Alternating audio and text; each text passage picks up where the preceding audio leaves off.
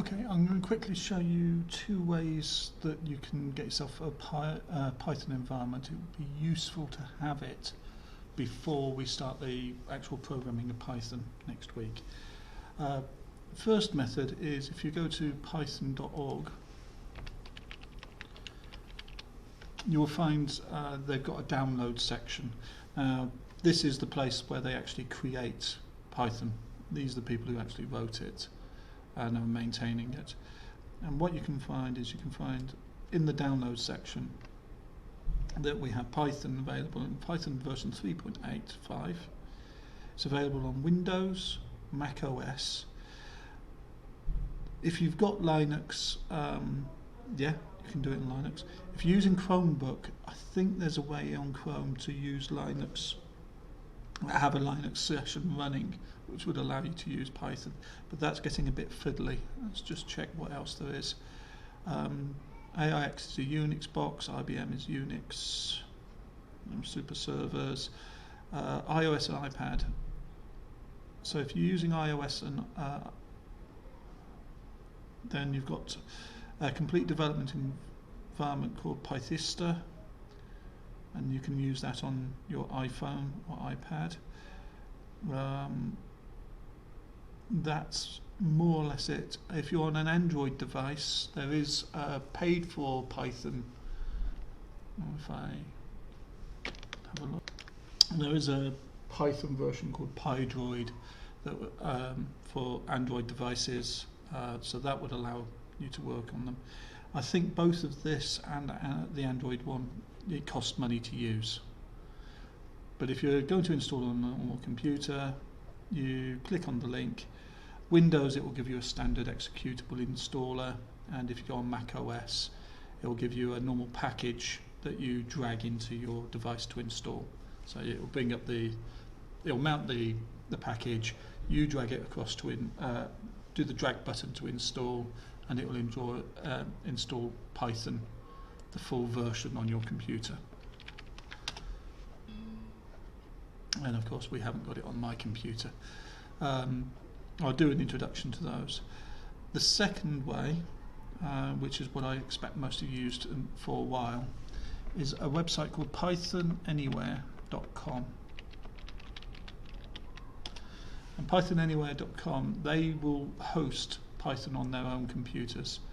So I'll just take you through creating one, so I need to do an incognito. pythonanywhere.com. So it doesn't recognize who I am now. This is the main entrance, and in the top right you see this login option. Pricing for us is free. The problem is that it's not easy for us to manage. So what we have to do is, go back to pricing and sign up, and we can create a beginner's account. So pricing and sign up, create a beginner account.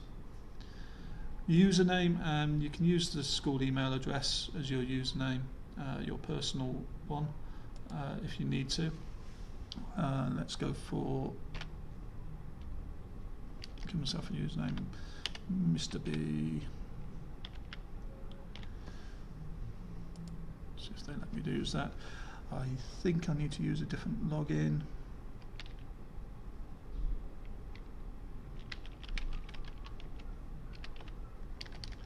I think I've probably got.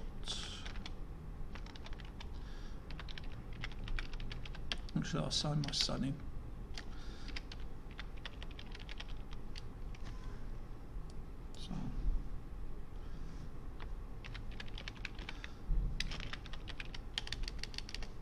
So my son is getting an account.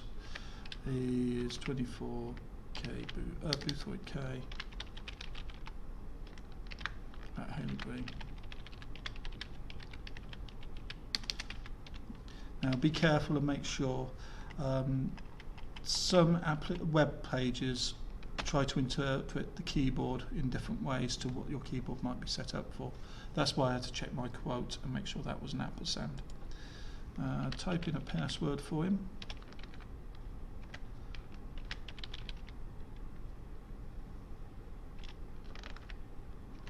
And you need to make it secure.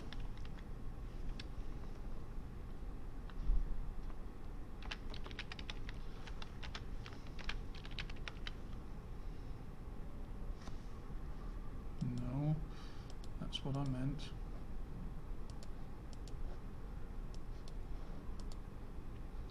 Click on the terms and conditions and register. And they don't match.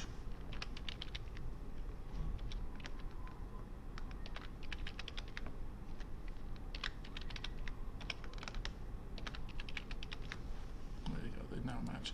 So you can register. You'll get a confirmation email.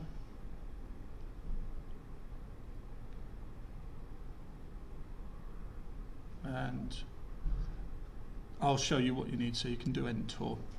Now the key sections you need are consoles, which is what you'll be working on to start with in the first worksheets, and files is what you'll be working on when you're doing the writing actual programs. So consoles are a play area. So we can click on consoles. If you've got consoles, you're only allowed to have 2 running at a time. So if you've got consoles here, there'll be a cross that you can press, and it will close down the session. I want to open a 3.8, and this is what a Python console will look like. It comes up, and if you see the 3 arrows, you're using a Python console, and I can type in a Python command, one of the simplest ones that everyone ever types.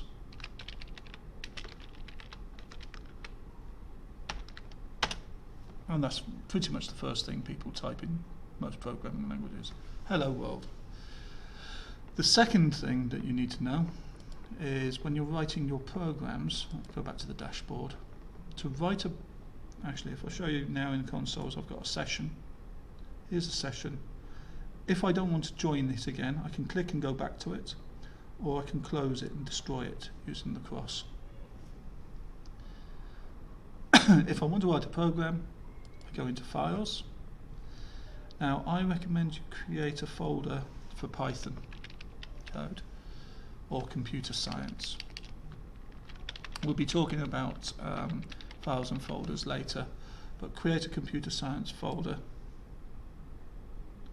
and then within that folder I'm going to create a hello world,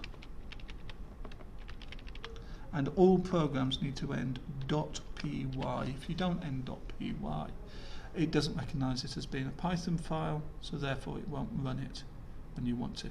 So click new file on the right, and it will create an editor for you. Here's my editor window. All programs begin with a comment.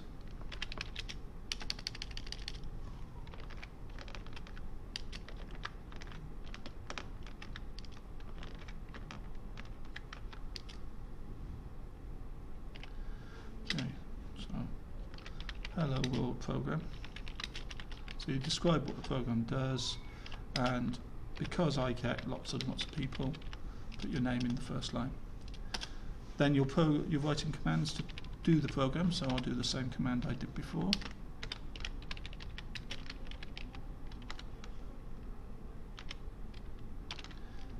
And what I do is I click save to save the file first, and then either run the bottom or run at the top, and it will create a Python terminal to run my program. So it's done the hello world, and notice it's now left you in this command structure. The reason for that is that you can now actually, as you get more advanced, you can do things in a program and then see what's happening. So if my program actually sets a variable, and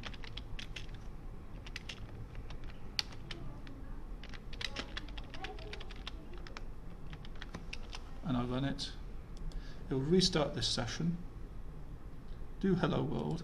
Now it doesn't appear to have changed anything, but now if I type in name, it will tell me what's in that variable called name, Mr. Pydroid. Okay, so you can actually start interacting with bits of your program outside of it actually running, so you can develop a program well. That's the main basis. Okay, so that's everything I need to show you. Python Anywhere, or install